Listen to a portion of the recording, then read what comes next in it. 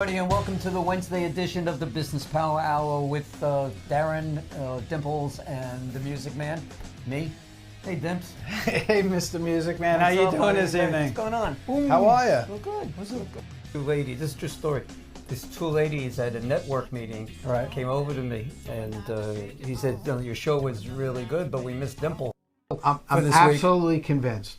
I'm absolutely convinced that you got some kind of brain damage when you had that thing last year. I'm telling you, and he called. It's not classy, but classy. Seeing interviews by Darren and the Music Man. Ladies and gentlemen, Darren Siafe and Norman Wasserman. Let's do this. Yeah.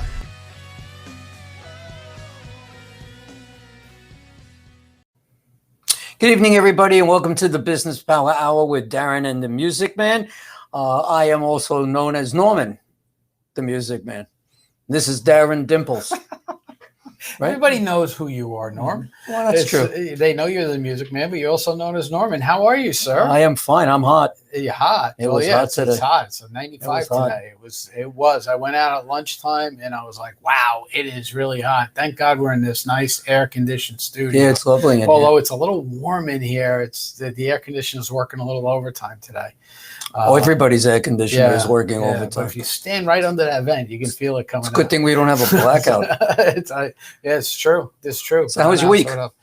My week's busy. It's last week I was up at Camp Smith all weekend. Oh, that's right. Yeah. We were doing a training exercise with the Army Guard, and so we went really, really well. So we're pretty excited about how that went. How about you? My puppy is getting huge. Huge, right? Is he still keeping you up at night? No, she's sleeping through. I mean, she gets up at 5. At 5, okay. So I get my behind out of bed at 5 o'clock, and I walk the neighborhood, and there's nobody out there, and it's nice, and she does her business, and we go in, and then she keeps barking because she wants to eat more. She is really getting big. That cute little thing that I showed the picture. You're gonna spend more money on food for that thing. Forget she is. It's not. She's a monster. She's only 14 weeks old, but she is big. The paws are getting large. And she initiated me. Oh, is that what that was? I thought maybe you went to the doctor and you got some blood work done. No, there was some blood work. There was a whole bunch of blood. There was a whole bunch. So anyway, what happened? Did the dog bite you or no, we were teasing. It's that kind of breed, and we were playing. We were wrestling. So the dog beat you up. So yeah, she got the best of me. Both places. So anyway, this is my favorite week of the month. As we all know, it's Give Back Tuesday. And this week we have actually a great organization that we brought in, and it's near and dear to my heart. And I'm actually excited to have them here finally. Who are they? This is the United Cerebral Palsy of Long Island. We have Colleen Crispino and Mark Crean who are here. Colleen's the president and CEO, and Mark is the head of adult services. So welcome to the show. Thank you. And they're actually in studio, which is exciting to have them in studio. He's been talking about you guys for the longest time. We set this up like 2 months ago, right? Yeah. 2 or 3 months ago. But we were talking about you before that. Yeah. Well, with a little pushing. Well, it's always making the connection, right? So we finally made the connection. We're all excited you guys are here. So tell us a little bit, Colleen, I'll let you lead. Sure. Introduce yourself. Tell us your position in the organization and what UCP is all about. Sure. So I'm Colleen Crispino. I'm the president and CEO of UCP of Long Island, which is a full service organization for children and adults with CP and all kinds of intellectual and developmental disabilities. We really do serve a broad range of children and adults. So we have school programs from preschool all the way through 21. We have residential programs, day and employment programs. We have all kinds of family support programs that really, Mark can talk more about them, but really help support families to keep their loved ones at home with them in the community. So we really do offer a lot to people with disabilities. So basically anybody and for those of us or for those of our audience that don't know what cerebral palsy is, what is cerebral palsy? Well, cerebral palsy is kind of a broad classification of a disability where, people usually either at birth or during delivery, pregnancy, delivery, suffer from some sort of an injury or something that impacts their brain, basically. So, and it can be pretty broad. So it could be, some people have very limited effects, maybe physical. Some people have more significant physical impairments. Other people will also have some sort of cognitive impairments as well. So it's pretty big range of disability for people. So, one person with CP could be very, very different from somebody else with CP. And as we discussed before the show, I have a brother who has CP. He was born almost 2.5 months premature. And it just really affects his legs, Okay. and that's really about it. He has a hard time walking. He has a hard time walking. He can't straighten his legs out. So, when he was young, he had the braces, the Forrest Gump braces and the helmet and the whole bit. And, he worked really, really hard to be able to walk without the braces and all of that stuff. But, then again, that was back in the 60s, when, there was a lot of stuff going on there. And he by the time he was in second grade, he was in regular school. So he was going to regular school at that point. And probably my favorite story about him, this kid was so independent, right? He was determined he was going to be like everybody else, and he had this small bus that used to come and pick him up and take him to school. He called up the bus company and told me he did not need the bus anymore. And they stopped sending the bus so he could get on the regular bus and go to school. So he took the regular bus, not the special bus. He took the regular bus Good instead for him. of the small bus. Yeah. Good for him. That's great. But that was his, he was determined. That was it. He was not going to take that bus anymore. So he called the bus company up and told me he didn't need it anymore. Let me bring something up. You used the word determined. And Mark, I'm going to kind of like introduce you. First of all, Mark Crean, you are the director of Director of Adult Services. Tell everybody and I'm having a hard time seeing. Tell everybody what it is that you do as Director I got to get you of a Adult phone book Services. so you can see. Absolutely. Well, you got the bigger chair. No, we're higher about chair. the same size. So tell us about what you do and what it's all about. Sure, I'd be happy to. Thanks for having us. So again, I'm Mark Crean. I'm the Director of Adult Services at UCP. If you kind of cut our services into a pie chart, you have residential services, you have children's services, and then there's the adult services. The adult services is really my area that I'm responsible for. And that encompasses a lot of different kinds of things. It's our day program.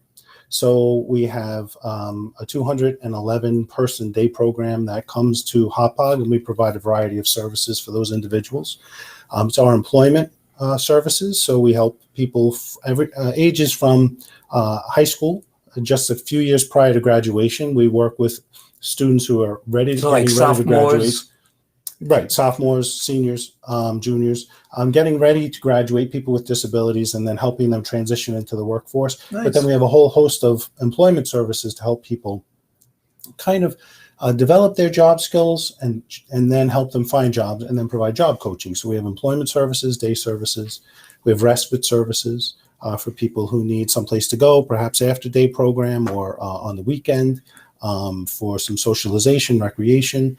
And then we have a lot of smaller programs to help people live independently in the community, or if they would You have like to independent homes, Well, we have group homes. Well, we do have the residential services, or what you would typically call a group home, which Colleen had described. So that's not my area, but I have people who live out in the community on their own who need staffing. So we have what's called a community rehabilitation program, where we'll send staff into the individual's homes, whether they have an apartment, and we also have a program that helps people supplement payment for their rent. So we have a little subsidy program for them to kind of help them live independently. And then we have staffing that we can send into their homes where they live to help them with whatever they might need, whether it's shopping or budgeting. So I'm going to bring up the word that Darren had mentioned. Mm-hmm. And I know the answer, but I just want you to mention determination. When you bring a young adult or an adult into the program, mm-hmm. needless to say, determination is really important to take that person to the next level or so. All right. Play on that. Well, I think, we use it in the field, we use the word person-centered. Sorry? Person-centered. Person-centered. It starts with the individual. Like Colleen was describing, people with disabilities have a wide range of abilities, and society tends to focus on their disability. Right. So what we do is we focus on what their ability is, and we help. Our goal is to really help them kind of discover that within themselves and then foster that. So to validate their person and their personhood and their self-determination, to be able to say, okay, these are my interests, these are my skills. I might need a little support to obtain the goals that I have, the dreams that I have, but we're there to help them to achieve that. So, like I was saying before, my brother being very determined in everything that he does, get a little off track, over the years. And it's one of those things where he keeps saying, I want to go out and I want to do stuff. I want to work, things like that. Sure. That's stuff that you do, right, Mark? Is that you would sit with someone like him right. and really figure out where you want to be, how you want to be there, and you help them get there, right? And put them in the right direction, right? Because sometimes, and I'm going to speak from my own personal experience, it's hard for family members to kind of see it from their side. Mm-hmm. Like you said, sometimes people focus on the disability. I remember that as a kid, all the time, him being picked on because he was disabled and us defending him because of that. Mm-hmm. And it's amazing how even today there's still some of that out there. Yeah. Where there is, they talk about prejudice. There is prejudice out there, and some people definitely look at others that are disabled. Meanwhile, their minds work fine. Right. Right. Exactly. They may not be able to talk very good. They may not be able to walk very good. They're just different. And there's nothing wrong with them, if that makes sense. Yep. Yeah. Colleen, when you were a young woman and you were growing up, this is the Business Power Hour every week question. And you were in junior high school or high school and you were going to start college. What did you want to do? What led you down this path? I kind of took a crooked path here. I thought I was going to be a doctor, but that didn't turn out. So I kind of went to school and changed my mind. And somewhere around my end of my sophomore year of college, I found a program called rehabilitation counseling, which is really employment for people with disabilities. So that's what I ended up getting my bachelor's degree in, and then got my master's degree in, and spent a lot of time in employment services, and have kind of moved around and up in organizations to really run most of the programs that our agency offers. Where'd you start? What organization did you start? ACLD. Started at I started at ACLD. Okay. Yeah, And we just had them as a guest. Right as out we of talked grad about. school, I was there for 20 plus years. Wow. Wow. Yeah. Why'd you leave? It was like, Time for a change, time to move on. And I had some other different experiences where I had the opportunity to have different roles, work with some different disabilities. I spent a little time at Head Injury Association and a little time at the Viscardi Center. So I really got a chance to work with people, which was a great experience for me, because when you work with people with intellectual and developmental disabilities, no matter how person-centered you think you are, you're really not. There's some part of the system that's very custodial. We want to take care of people. We want to protect the people. And having those opportunities to work with people who became disabled as adults or had all kinds of other disabilities that they weren't born with, or just were completely different, really gave me the opportunity to open my eyes to seeing people, with disabilities in a much broader context, and really allowed me to kind of bring that back into this field and to really think about people differently. How long you been at UCP? I've only been at UCP since May of last year. Really? Yeah. I joined right in the middle of the pandemic. I was going to say. Yeah. Mm-hmm. Well, that seemed like a good time to change. It was a fabulous time to change. Yeah, no stress there at all. No, not at all. So, Colleen, if somebody wanted to get more information about UCP, how can they get a hold of you guys? Well, you can call us at 631-232-0011, 631-232-0011, or you can visit our website at ucpli.org. Okay, great. Fantastic. You know what? I know, let's do this a little bit sooner because there might be some people out there that have relatives and family members of sorts that have CP. The call-in number, if you want to call in and ask a question and tell us your story and what it's about, 631-619-7500? It says it right there. Oh, that's it. All right. So you got it right there now. What do you make me go and do? Let's go. 631-619-7500. It's very sneaky. That's it. That's it. It's So sneaky. call in now if you got any questions or you got any comments. You want to tell us your experiences with UCP or with an organization like UCP. If you have an experience with a family member that's got CP, Any charity. And you want to talk about the great work that these people do, because they do fantastic work. It really is tremendous. Mark, we're not gonna let you get off easy. Okay. So we're gonna ask you the same question. Back when you were playing basketball on your driveway, or you were out smacking the ball around, baseball, what led you down this path? Well, I always wanted to work in the human services field, so I was going to go for my degree in psychology, and I needed a job to, pay my way through college, and I started working at ACLD as a part-time. Oh, did you know each other? We did. Before, so she stole you from there, no, right? Well, no, you didn't ask the question. Mark, how long have you been with UCP? I was at UCP before Colleen. I was Yes. at 26 so you years. stole Colleen. You introduced Colleen. And then I came to UCP, and then Colleen came to UCP. So I think I Colleen's followed following Mark. me. I'm following Actually, Mark. yeah, I never realized that's those you're two. always trying to stir stuff up. Always. Hi, Liz. I want to say hi to my cousin Liz. She's watching tonight. So Mark, okay, so you were going through college, you're working on your degree, Right. and you needed a job. I needed a job, so I got a part-time job working at a group home on the weekend, and I just fell in love with the work. I mean, what you said, about people with disabilities and the prejudices people have. I think we all have them until we really get to know somebody with a disability. Yep. Whether it's a family member or whatever. And I, as a young kid, I didn't know anything, and we're all learning. But so I went to this job, and I just fell in love with it, and I decided this is what I want to do. I want to work with these people. I think working with them made me a better person. I know that sounds cliche, but it really did. It changed my life. And you get to realize that, you don't prejudge people. Well, definitely don't prejudge people. You hit it right on the head. And I think that's one of the lessons I've learned, because like growing up with him, to us, he was just another brother, right? We had 5 boys in my family, and he was number 4 of the 5. I'm number 3. He's right after me. And, it was never, oh, well, he's the handicapped brother. No, because he would do, and he'd be out doing stuff with us. Sure. Riding bikes. I mean, he rode a bike. He did, all of those things as a kid.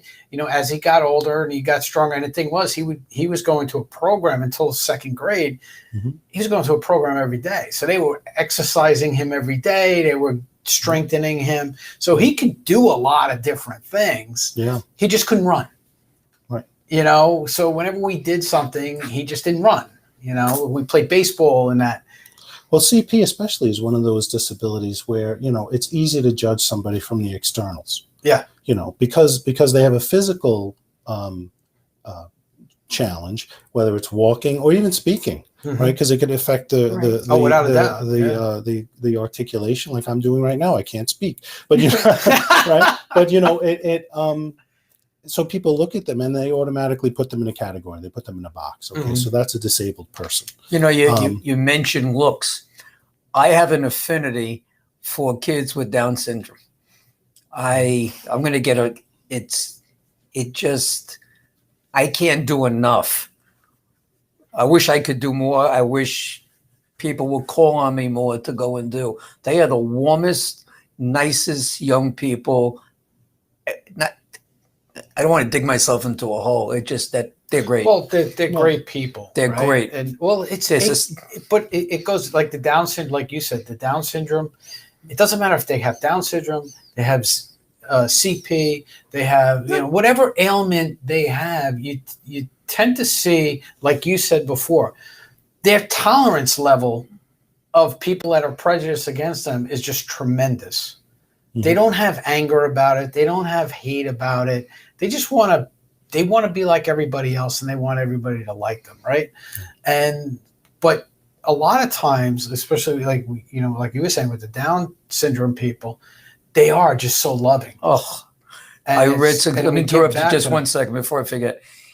There was an article in the newspaper last week about this Down syndrome couple that nobody wanted them to get married. It wasn't going to last. They're not going to get married. 20 years. Oh, they've been married. I know that story. Right? Yep. Yeah. I remember that upheaval in the field. I remember it. Yeah, and that's the thing too. Right away, there's that prejudice stuff. They can't get married. Mm-hmm. Do you know what it is though? I think some of it has to do with risk and being afraid. Yeah, it's this need to protect people with disabilities from anything bad ever happening to them. Afraid. Right? No, and it's not fair because so many adults make terrible decisions for themselves, right? But we don't think that people with disabilities have the right to do that. Well, we do think that, but a lot of people don't think that. So we look at people with disabilities like they're children. Yes. And we need to protect our children and keep them from harm. Exactly. And you know what? The people with disabilities are more resilient than anybody, So I want to give a quick shout out. Darren Zinn is watching tonight from DZ Electric. He's one of my clients. Thank you. Thank you, Darren, for watching us. Again, what gets me is the things that you guys do, because you do. Just in the field that you're in, you're always going over and above, and it's not something that you're looking for. I work with a lot of those business owners, and business owners have egos, big egos. Mm-hmm. Some of them, yeah. Some of them have very big egos, and it's about them. Right? It's always about them. It's always about look at me, look at me, look at me. But when I meet with people like you, it's never that. You guys are not looking at, well, look at me, look what I did. No, you're looking at, hey, you know what? Look at these people that we work with and how great they are. Anybody that does, that's in the positions that the two of you are for any organization, anywhere, deserve all the gratitude and such. There's just one of you, and there's one of you. And you do have a staff, but you assume that position and the responsibility to help people. Mm-hmm. I don't think you assume that position to help yourself. No, but I am going to say, like Mark said, I think we both feel blessed to work with people with disabilities.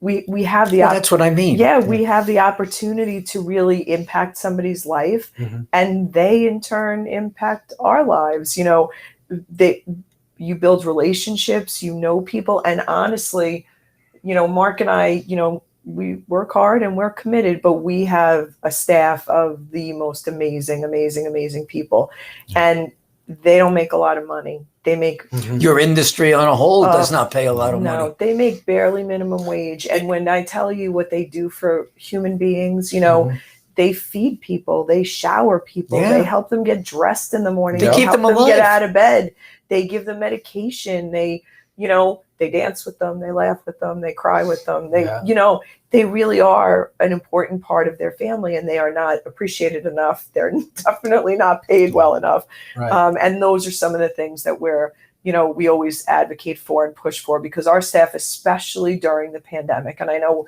the pandemic, everybody talks about, all these essential workers and all these heroes, and our staff really kind of were the hidden heroes, the hidden heroes. Nobody was having parades for direct care staff in residential programs. That's the biggest thing. Like I said, my brother has a person that comes in and helps him, shower and all of that stuff.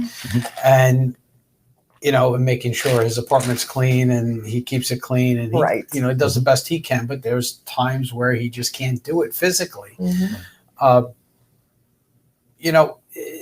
There are so many, and this is the problem with our society sometimes, is like we pinpoint just one group. And we put them up here, and then we forget about everybody else. And there were so many people that were out there doing that didn't get recognition, or were like, oh yeah, you guys are, you're kind of getting your recognition, but don't worry, it was these people that really saved us. That's not the case. These people, yes, they were just as integral in the pandemic and that, but you people are still there every day, taking care of these people every day. And that was a tremendous thing. My Kudos brother, at the to beginning, you and to all the people that are like you. Yes, and we thank you for that. So let's get into these programs a little bit. Let's dig into this a little bit, right? So let's talk about your educational programs. Who wants to tackle that? I will. All right, so Go for it. Okay, so COMAC. COMAC. Tell me about COMAC. COMAC. We have the Children's Center, which is a part of UCP of Long Island, and it is a school program for kids with significant disabilities. They require PT, OT, speech, and they get all of those services at school. We have kids as young as preschool in our classrooms all the way up through 21. So our kids come to us, and they're all at different places educationally. So it's a really individualized education, but they get great experiences. They have gym class, and all of their needs are met, and they get whatever education is appropriate, for them at the place that they are. And some of our kids come to us for preschool and then move on, maybe even to their regular school districts. Other kids come to us and stay with us until they're 21, and they graduate and may transition. And we do have a small group of students. We have 2 children's residential programs. So we actually have 2 homes, 14 children that live with us and go to school with us. Okay. So they're kids with mostly significant medical needs. They need 24-hour nursing care. So they will live with us and then get bused to our school. So you do the whole program. gamut, Yeah. right? So you mentioned the PT because that was my brother did until the 2nd grade. He went to St. Charles every day, right? So They're fabulous. they had a program there. So, and at that time we lived in Deer Park. So he got on a bus every day, went out to St. Charles, spent the day there. He got his PT, he got, all of that stuff, and then came home. And then in 2nd grade, he went to regular school, at that point. And That's the power of early intervention, though. The story you just told, Absolutely. and how important it is for families to have support at the very earliest ages for people who are born with special needs. That the sooner they can start services, whether it's PT or speech or occupational therapy, the better the outcome is for the individual long term, and then the less supports they need from the state. Absolutely. Long term, the earlier they start. So whenever you hear about schools or early intervention programs being cut or funding being cut, the whole society should have an uproar over that, because that's when it's needed, and that sets them on the life path, which, like for your brother, makes a huge difference. Now, Colleen mentioned that from an early age to the age of 21, and then they transition out of the program. I would imagine that you are very involved in that transition out of the program, correct? And you had, getting the kids ready 2, 3, 4 years prior to the age. True. So we work with the individuals that are graduating out of the children's program, but not just the children's program. We take people from all over Long Island. But yes, then typically we would start the services at around 21 for my area.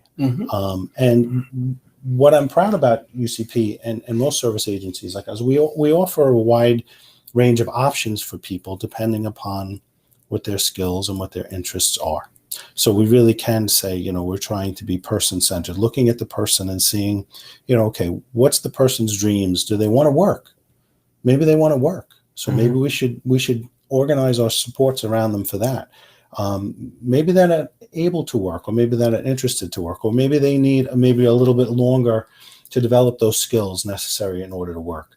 So we have programs that, like a pre-vocational program for that. Maybe because of their medical needs or other kinds of needs, maybe they really wouldn't be able to hold a competitive job. So we have day services for them, which function almost like an adult version of a classroom, but with a much different focus than you would have in a school. Yeah, teaching them skills and that type of stuff to keep them busy and Right. keep them engaged. It's skill focused, but it's also focused Interests on and passions and exactly, and helping them explore the community and helping explore. So we have lots of clubs. We have photography club. We have a beautiful art program. Imagine people with CP with very limited, sometimes motor movements, right? So about 12 years ago, we started a program before my time, so I can't really, but you can take credit for it anyway. but it's grown and blossomed. We call it the Brushstrokes program. It's an art program. So people with, it started out as an art therapy program where people were painting in order to kind of give them a range of motion and explore their interests. Well, we have some of the most talented, amazing artists that you could put them in any museum, and they have been. It's great. It's crazy how talented some of our it's too bad artists that we are. didn't see some of the. Next time. Next Yeah. time, bring some You'll artwork. bring some No, artwork. you email them to us. We'll put them up there on the site. They've been auctioned at our gala for thousands of dollars. They've been displayed. Right before the pandemic, we were working with the Long Island Museum to actually to have them curate an entire show in their museum for our work. We've had them displayed in the village of Patchogue, at the Denizen Building, and they've been out in the community. So it opens opportunity. And when you look at that painting, you wouldn't say, "Oh, a disabled person painted that." Right. Yeah. No. You would say it's really beautiful art. A talented artist painted that painting. So one more time, okay? How can people get more information about these programs? Your turn, Mark. All right. So you can call 631-232-0011. That's 631-232-0011. And we'd be happy to tell you all about our programs.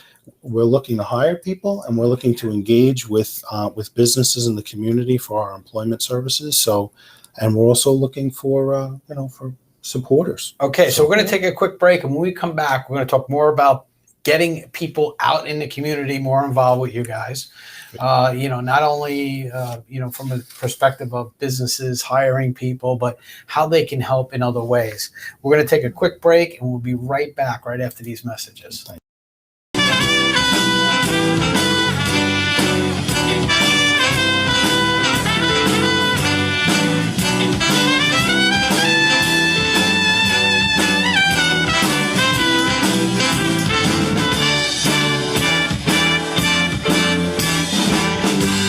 As I was walking down the street one day, a man came up to me and asked me what the sound that was on my ride. And I said, yes. Coming on the Business Power Hour gives you something that you don't normally get with your typical advertising on the internet. Or in the newspaper. Right? None of that stuff. You get thousands of viewers who see the show every week, not only locally, but nationally and internationally. For a very nominal fee. Actually, we did it and we broke it down. It will actually cost you 0.75 cents per view that you get. That's it. All right, so if you're interested in being a guest on the Business Power Hour with Darren and the Music Man, please give me a call at 631-698-9696 or email me at norman@friendentusa.com or call Darren at... You can call me at 844-987-CBMS. That was 844-987-CBMS, or email me at Darren@bphdmm.com. I think I'm going to get in touch with you also. Yeah? I am, to make sure that you get here on time. Oh, okay. Next time. Yeah. All right? It's the first time ever I've been late. Pachera aquata, also known as the money tree, is a tree that flourishes in the tropical rainforest.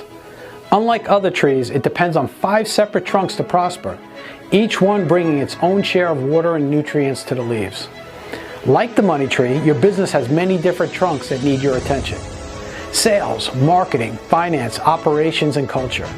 Fail to cultivate any one of these and the whole tree collapses. I understand this better than anyone else, which is why I developed my Prosperity Tree, a program designed to address all of these areas, not just one or two. We help you identify who you are as a company, define your direction, and assist with developing the systems that will enable you to scale your business the most efficient and effective way, allowing your company to bloom into your own prosperity tree. So plant your tree today by visiting myprosperitytree.com or call us at 844-987-CBMS. That's 844-987-2267. Welcome back to the Business Power Hour with Darren and the Music Man. Our guests, UCP of Long Island. We have Colleen and Mark here, telling us about all the great things that they do and, everything they're doing for everybody. Now, the pandemic has affected you guys just like it had affected everybody else, right? Oh, yeah. You lost workers. You Yes. lost people to actually help you, complete your mission, so to speak. So tell us a little bit about the type of people that, because sometimes people don't realize that they fit in. And they could, this job could be for me. Mm-hmm. What type of people do you guys typically hire?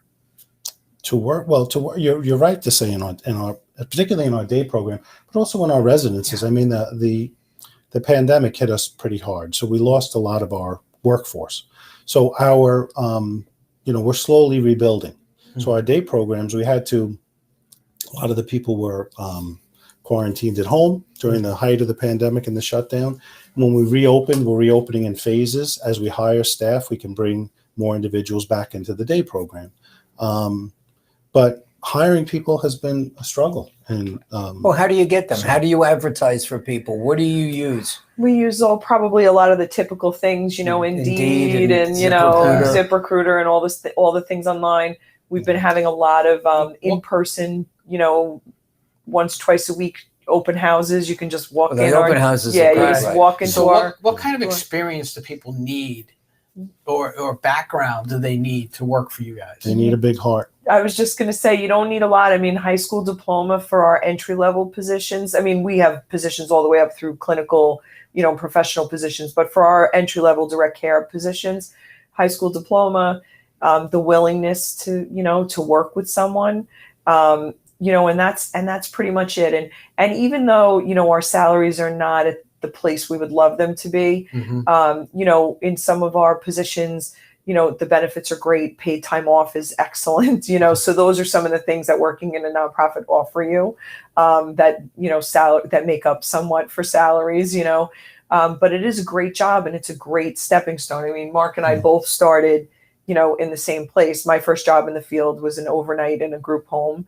Mark started in a group home also. Did you have family at that time? No. I was just, I was interested in human services, kind of like Mark. And then even after doing that, I didn't really realize that's where I was going to end up staying permanently, but it was a fantastic experience for me. And I would highly recommend it. There's people to connect to, there's great teams to work with. And UCP of Long Island's a great agency. We have a long history, great management teams, and people stay with us a long time. Prior to the pandemic, I mean, we had staff that were with us, even direct care staff, 20, 30, 40, 50 years. Wow. So what happened to those people? We know that some of them retired. Right. The pandemic. Did others come back?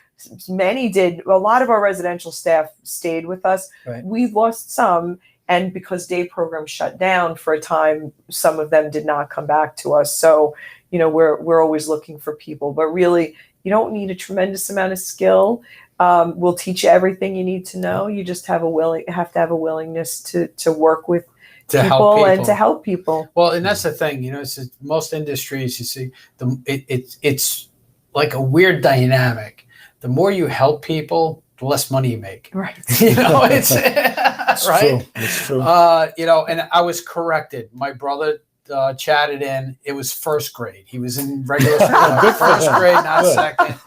He went to St. Charles. He was 6. He was 6 when he went into first grade. There you go. How old's your brother now? He is 2.5 years younger than me. So he's going to be 53 in August. So God bless. Yeah.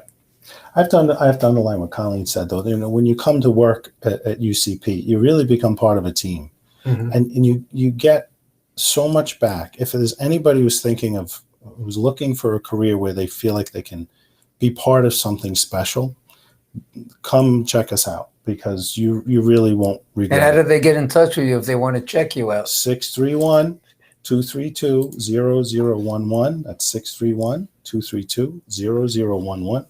We just, one little story. Good segue, huh? We just started an interview club Oh, this is great. with our day program participants. So we are a team, Right. and the team doesn't consist just of the staff. The team consists of the staff and the participants. We're one team. So when we're hiring people and we bring people on, the program participants are an important part of the interview process. So we had our trainers, our human resources trainers, meet with our individuals in the program. They ran through a full course on how to conduct an interview, what questions to ask, what questions not to ask. They got the opportunity to talk about what's important to them in hiring new staff. What are they looking for? You know, somebody who's going to keep me safe when I'm on a wheelchair lift going up on a vehicle, and make sure that I'm being taken care of. Somebody who will talk to me with respect, somebody who will listen to me. You know, you can't substitute that in an interview. So the individuals themselves are part of our interview process. So basically, if I wanted to come work for you, I would not only be interviewing with you guys, I'd be interviewing with the people that you service. The participants, absolutely. How intricate is the background checks that you give to your employees that join you? Pretty significant. I mean, they go through fingerprinting, drug testing. We run a couple of other checks, to make sure that they have no substantiated allegations of abuse or neglect. So here's a question for you. As recreational drugs now become legal, how is that going to work? Well, I think it knocks marijuana out of the drug testing realm, because you really can't test for something that is, of course, a legal substance. But the rest of them you can still test for. And honestly, we don't get too many positive hits. But I think part of that is because people know you do it. So if that's their scene, they don't actually come to you. I can tell you, I've worked with some industries and some businesses where they would do drug testing, and we would tell them up front, you're going to be drug tested. No problem. And they come back dirty. They think it's not going to be them. They're not going to. It's not going to happen because somebody told them to drink vinegar or something like that. Do you have a list of your jobs that you like when you advertise on ZipRecruiter or on Indeed? Is it a job at a time, or is it a group of jobs that you're looking for under one ad? If you search under UCP of Long Island on Indeed, you will get an entire list of every open position we have. And it's on our website. Oh, and it's on our website as well. Okay. So either place you can find the jobs. And we do have quite a lot of variation, different hours, different locations. I mean, we're all over Suffolk County. I mean, our day programs are pretty much in Hauppauge, but our residential programs go out as far as Ridge. So we're in Ridge, we're in Lake Grove, we're in Setauket and Stony Brook. So you're scattered everywhere. You're not focused or centralized in any one place. You're scattered all over the place, and people can get a hold of you and all that fun stuff. And it's an exciting time because we're really rebuilding. We're in a way, Absolutely. We really are. And it's fun, it's exciting, it's meaningful work. And the time is right. Yeah. The time is right. We got out of this dilemma, and now is the time to go.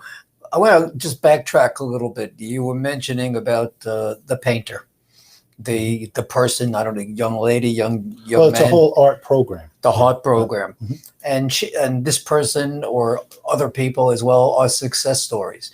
Do you have any other success stories that you can talk about and tell people that are listening? Any business success stories that people that may have gone into business or became a lawyer or something that you would not think that they would be, but they did?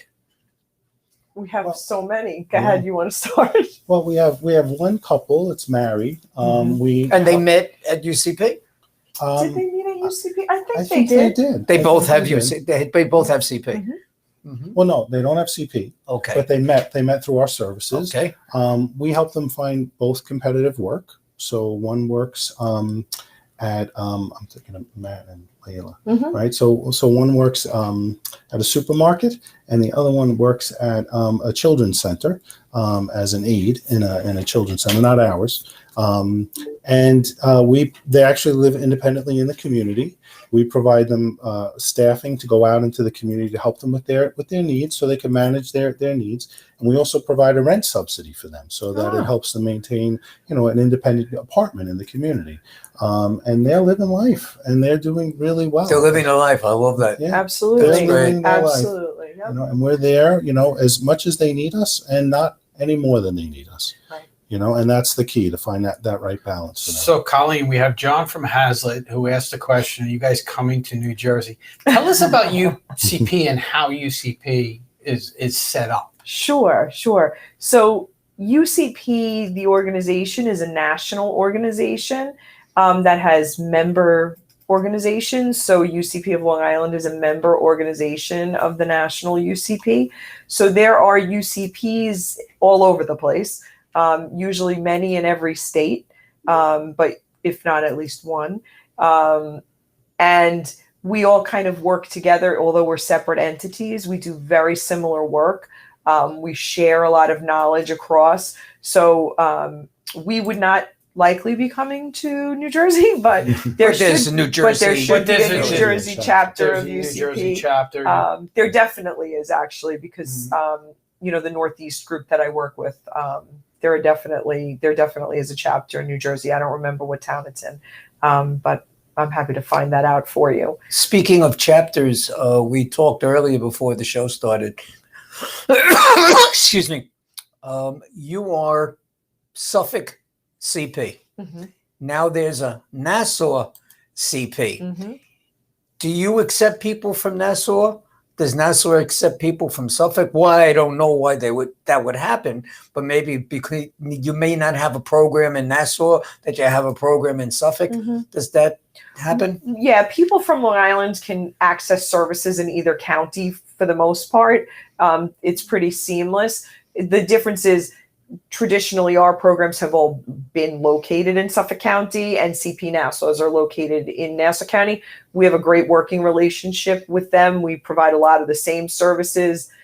We've worked with them for years. So a Nassau family may find one of our homes and think that's a better fit for their son or daughter, and that's fine. And the same thing goes. Why would they think that? Because it really depends. Homes are different. So a home may be completely accessible for somebody in a wheelchair. Mm-hmm. Another home may not be Right. fully accessible for somebody in a wheelchair. Someone may need 24-hour nursing, And it may be personality conflicts. or they just Exactly. don't That's a good fit. point. It's men, it's women, it's ages. It's like us. Yeah, there's always a conflict here with us. We You know. try to find good mixes of people that are going to get along and have the best sort of family-like, scenario in a residential program. So that's really important. So let me ask you this. Well, I'm going to ask you again.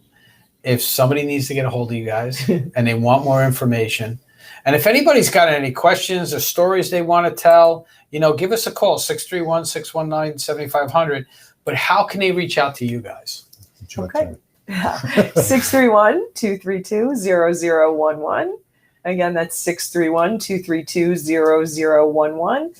You can ask for Mark, myself, and we'll be happy to share, You heard it on the business information hour. we have.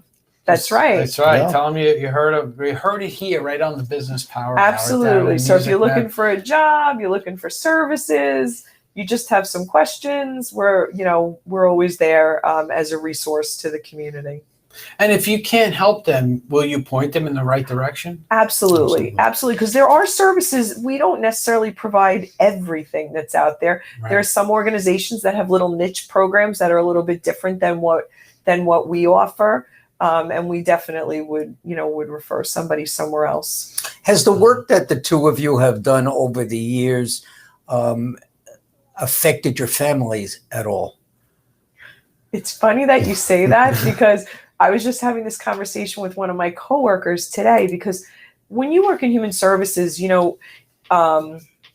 usually organizations are family friendly. And, so when my daughter's 21 now, but when she was young, We used to have a Take Your Child to Work day. And I, for a time, was the director of development. So we did events. And my daughter was like kind of my shadow. She would come to work with me occasionally. She would come to events with me. And she got to know all of these people with disabilities from the time she was 7, maybe. So she was always very comfortable around people with disabilities. And it's just such an interesting thing because it really did shape, how she sees the world and how she sees, other people. It's a different perspective. And it's great that you were able to do that with your daughter. Because like I said, I grew up very differently like your daughter because I had a brother that, to me, he was just another kid. And when other people would make fun of him, and I'm like, wait a second, he's just like us. There's no reason. And what I found, unfortunately, is people's ignorance and what they don't know. It's like everything, they're afraid of what they don't know. Right. And so right away they want to, point it out and pick on it and all that other stuff.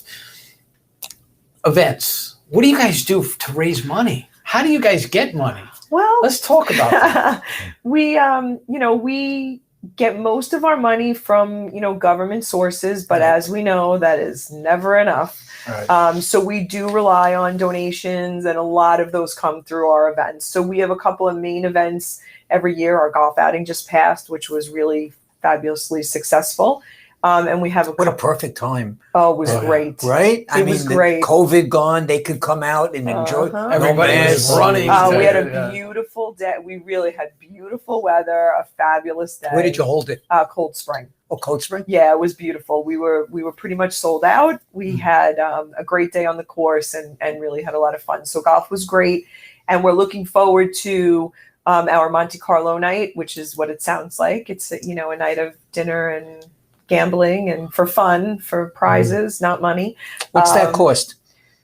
Do you have to buy? You have to buy chips? tickets. You buy your ticket, and with your ticket, you get a certain amount of chips. And once those chips are gone, then you can always buy more chips because, of course, we try and get you to buy more things the whole night. So you fix the tables, Yeah. So there's a Yeah, we try not to do that. We don't do that. We're very on the up and up. But that is on August 11th, and that's a really, really fun event. Is it a black tie? Or No, it's summer casual. Yeah. So it's. But it's not sandals and No. tank People come after work. Right. So but it's not formal by any means. So it's a nice, relaxing night. So a lot of fun. And that's going to be at the Larkfield Manor, right? Larkfield Manor. So we're really looking forward to that. After not having events since 2019, we really didn't have anything in person in 2020, except a golf outing in the fall that we were able to squeeze in. So, and then after this, we have our walk-in wheel, which is our annual walk-in wheel, which is a great event for us. 5K. It's a 5K, walk wheel, whatever, however you get around is how you can get around. And people get sponsors and build teams, and we have a very big competition. So if I wanted to sign up for that, I can go to your website. Yep. And say, hey, you know what? I want to sign up for Walk and Wheel. And do you have, because a lot of these 5Ks, do you have like a sponsor sheet that people can go and say, sponsor me for every mile that I do or every K that I do? Yep. You're going to donate, $10 or whatever it may be, right? Yep. So they can create a team on our site. And they can send out the link to all their friends. Their friends can join or give or, come to the event. You come, you get a T-shirt. And we're going to have lots of refreshments and fun stuff it's a real family event. So it is a great fundraiser that you can get your whole family involved. Or if you're a Boy Scout troop, Girl Scout troop, do you reach out to the Boy Scouts and the Girl Scouts to let them know what it is that you do? We do, and we have had some scouting troops be involved with us in the past. Some high school, key clubs and honor societies, and we're really open to anybody who wants to come. And it's great because a lot of the people we serve participate. So it's a great way to really have an inclusive event and break down some of those barriers, where all kinds of different people can be together, hopefully on a beautiful day. How do you increase your database? How do you want to get as many people as you can on your database? And a lot of people, if they don't play golf, they're not looking at it. If they don't gamble, they're not looking at it. if they don't walk or they don't want to go because it's hot out and they don't want to go and do, how do you get general people that have no affiliation with UCP, CP to come to your events? Well, we try to use our networks. We have our families, we have our board members, we have our staff to reach out to their networks and communities. But they only have so many people. They do. So these kinds of things, being here with you, we're grateful. Right. People get to hear about us. Mm-hmm. Anytime that we can, be, on TV, on the radio, online, wherever, really helps us to get the word out so that people can go, oh, I didn't know about that organization. And maybe I should. So that's part of how we reach out to people also. So anything that we can do to so we are really grateful because it really is helpful to us to get our name out. Well, anytime you trip over somebody that you wouldn't have normally tripped over, it's a good thing, right? Absolutely. It's getting the word out. It's letting people know that, hey, you know what? It's another great organization that we have here. You guys are fantastic, and we really, really appreciate all the things that you do for everybody.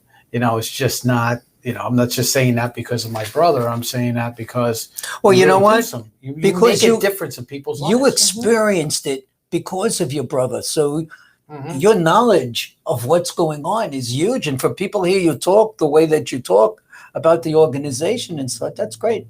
Yeah, well, again, it's my brother wasn't associated with your organization, but very similar. We talked about St. Charles. You're very familiar with it, and that program got him to first grade. I said it right, Jimmy. First grade. All right, to regular school and doing all the different things that he was doing, and but it's people like you. Because of people like you, exactly, he was able to do that. Yep. Blessed be you too. That's it. Oh, thank you. Yeah. We do really appreciate that. And remember, we said the hour is going to go like that. It's gone. It's gone. It's gone. So again, if people want to reach out, get in touch. Do it as a duet. Do it as a duet. As a duet. Go ahead. 631-232-0011. Right, and you can go to their website at ucp-li.org. All right, get all of this information, all of the upcoming events, everything that's happening. Look, even the Monte Carlo night. What a great night! Just get a bunch of your friends and go. You don't need to know anybody. Absolutely. You don't need to, just go out. You get dinner. You get to gamble. It's not real gambling, but at the same time, you get to have some fun. It's not anything serious. You get to have a good time, And if you want to, look, even if you're a 5K person, you want to go for a 5K run or a walk or whatever you want to do, great day to do it. Or if you know people that you don't want to do it, but recommend it to somebody else, let them go. Exactly. You won't regret it. Come be part of something special. It's something. You need volunteers for these events? Always need volunteers. There you go. If you would like to volunteer and find out what it's all about, give them a call at 631-232-0011. They're just torturing us. There you go. All right, guys. Well, thanks for being on. We really appreciate it. Great job. Great job tonight. Thank you so much. Hang around. Hang around. Don't go anywhere. I don't think they're going anywhere anyway. We got the door locked. We got the door locked. They can't go nowhere.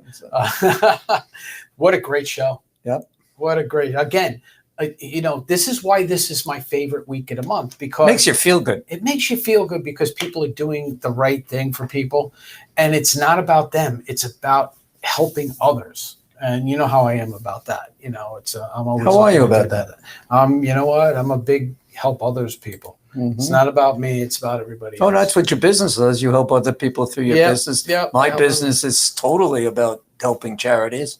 Right. So we're all that's what I mean. The two of us, we connect with these people very well, and it's just a fantastic thing. So, hey guys, this weekend be very safe. I think it's going to be a washout. It looks like it's going to rain Saturday and Sunday. And next week we're going to do our July 4th celebration here. Because we'll be back here Tuesday, July 6th at 7 p.m. Sharp. So, guys, have a great weekend. Have a safe weekend. And don't play with firecrackers. Yeah, John, don't play with firecrackers. Keep your hands, Just watch them. Let somebody else do it. Yeah, John, let somebody else do it. You know what I mean? We don't need you in the hospital again. No. All right. Again? Again. Well, John from Hazlitt, he's always in the hospital. Again. He likes it. Yeah, but his team's in first place now. Look at our team. Yeah, we're not going to. This weekend is the Subway Series, so we'll be able to brag about that next Tuesday. Hopefully. So, all right, everybody, have a great week. Good night, everyone. Be safe. We will see you guys next week right here on the Business Power Hour. Good night, everyone.